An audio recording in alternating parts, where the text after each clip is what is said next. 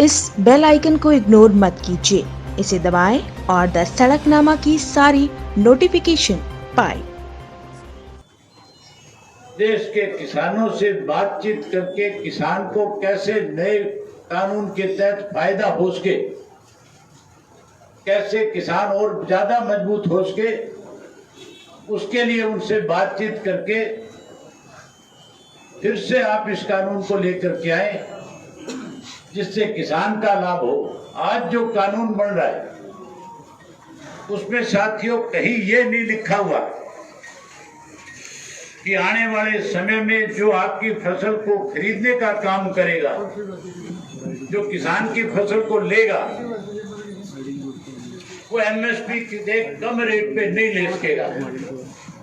वहां उसमें एमएसपी का कोई जिक्र नहीं है।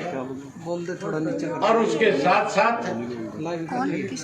उस किसान के पास ये अधिकार भी नहीं होगा कि जिस कंपनी के साथ वो एग्रीमेंट के तहत अपनी फसल बोएगा, अगर कल वो कंपनी उसकी फसल को ना खरीदे तो वो फिर किसी कोर्ट का दरवाजा भी नहीं खटखटा सकेगा। ऐसे कानून का हम विरोध करते हैं और मांग करते हैं कि इस काले कानून को खत्म किया जाए और किसान की जो आज फसल धान की मंडियों के अंदर 10 दिन से भरी पड़ी है, तुरंत उसकी खरीद शुरू करे। उसके साथ साथ जहां कॉटन की फसल 8 जिलों में होती है जो 100% खराब हो चुकी है, प्रदेश की सरकार 50,000 रुपए पर एकड़ के हिसाब से उस किसान को मुआवजा दे। और जहां खराब हुई फसल का मुआवजा दे, वहीं सेम की वजह से जो किसानों की जमीनें आज लगातार जिनमें बुआई नहीं हो रही है, उसके लिए भी सरकार 50,000 रुपए उस किसान को मुआवजा देकर के उसको अपने पैरों पे खड़ा करने का काम करे। हमारी मांग है स्वामीनाथन की रिपोर्ट लागू हो और स्वामीनाथन की रिपोर्ट में भी C2 के फार्मूले से लागू करके, हमारे बहुत से ऐसे किसान साथी हैं जिनको ये पता ही नहीं है कि C2 फार्मूला क्या है। C2 का मतलब सीधा सीधा है, स्वामीनाथन ने अपनी रिपोर्ट में लिखा है, इस देश में जब तक C2 का फार्मूला लागू नहीं होगा तब तक किसान पे खेती जो है वो घाटे का सौदा रहेगा। C2 का सीधा मतलब है कि जो जमीन है हमारी, जिस जमीन को किसान ठेके पे लेकर के काश्त करता है, उसकी कीमत जोड़ी जाए, उसमें खाद और बीज की कीमत जोड़ी जाए, उसके अंदर उसका मेहनताना जोड़ा जाए, उसके अंदर उसकी कीड़े मार दवाइयों की कीमत को जोड़ा जाए। इन सब की कीमत को जोड़ करके और फिर 50% उस किसान को, वो जो उसकी लागत है उससे 50% किसान को ज्यादा दे, ताकि वो किसान भी कल को अपने पैरों पे खड़ा हो सके, तब जाकर के कृषि किसान के लिए फायदे का सौदा होगी।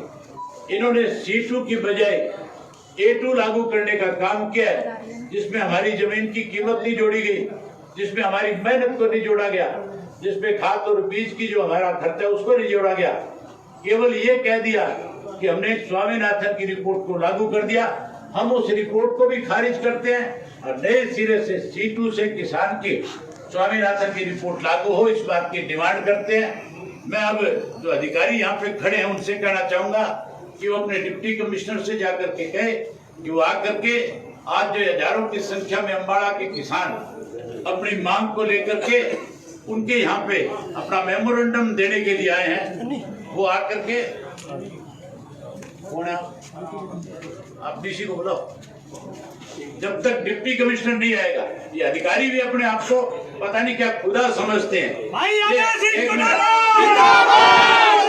ये भी अपने आप को इस तरह से समझते हैं। जो कोई डिप्टी कमिश्नर आकर के लग जाता है, वो सोचता है कि मैं इस जिले का मालिक हूँ। उसको इस बात को ध्यान रखना चाहिए कि वो जिले का मालिक नहीं, वो जिले के लोगों का नौकर है। और नौकर की जो जिम्मेवारी एक बनती है, उस जिम्मेवारी के तहत आकर के उन लोगों की जो आज उनके दरवाजे पे आकर के अपनी बात उनके सामने रखना चाहते हैं, उनकी बात को सुनना उस अधिकारी की जिम्मेवारी बनती है। वो आगे से आगे कहीं अपने मजिस्ट्रेट को, किसी तहसीलदार को, किसी एसडीएम को, किसी सिटी मजिस्ट्रेट को भेज करके हमें बेइज्जत करने की कोशिश करते हैं। ऐसे अधिकारियों को चेतावनी देते हैं या तो अपने आप को सुधारने का काम कर ले, वरना इंडियन नेशनल लोकदल पार्टी का एक कार्यकर्ता उस अधिकारी को इस बात के लिए कि उसको इस चीज की समझ हो, इसके लिए चाहे उसे 24 घंटे बैठ करके धरना देना पड़ेगा, तो हम धरना देकर के भी उस अधिकारी को नौकरी।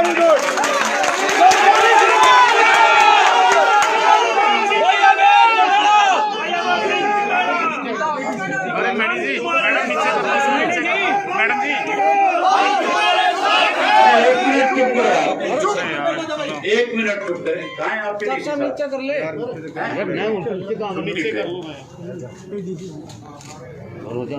ये हमारी तरफ से हमने एक मेमोरेंडम जो है तैयार किया है, जो 3000 देश सभी केंद्र की सरकार लेकर के आई है, जिससे आने वाले समय में किसान को जहाँ अपनी जमीन बेचने पे सरकार मजबूर करना चाहती है, जहाँ किसान को इस किस्म के कानून बना करके उसको लाचार बढ़ाना चाहती है, उसके अगेंस्ट हमने आपके माध्यम से ये राष्ट्रपति को हमारा जो ज्ञापन है वो जाए। मैं उम्मीद करूंगा कि आप अपनी जिम्मेवारी को ठीक ढंग से निभा करके इसको जहाँ राष्ट्रपति के पास भेजने का काम करेंगे, वहीं हमारी पार्टी के जिला के अध्यक्ष को इस बात से अवगत कराएंगे जरूर कि हमने जो आपने मेमोरेंडम दिया है वो राष्ट्रपति के पास भेजने का काम किया। मैं आपसे उम्मीद करूंगा आप आए। धन्यवाद। Indian National Lokdal, Indian National Lokdal. नाम भी ये प्रधानमंत्री जी के यहाँ पहुँचे और ये राष्ट्रपति जी के यहाँ पहुँचे। अब चीफ मिनिस्टर के नाम होगा प्रधानमंत्री। ठीक, बहुत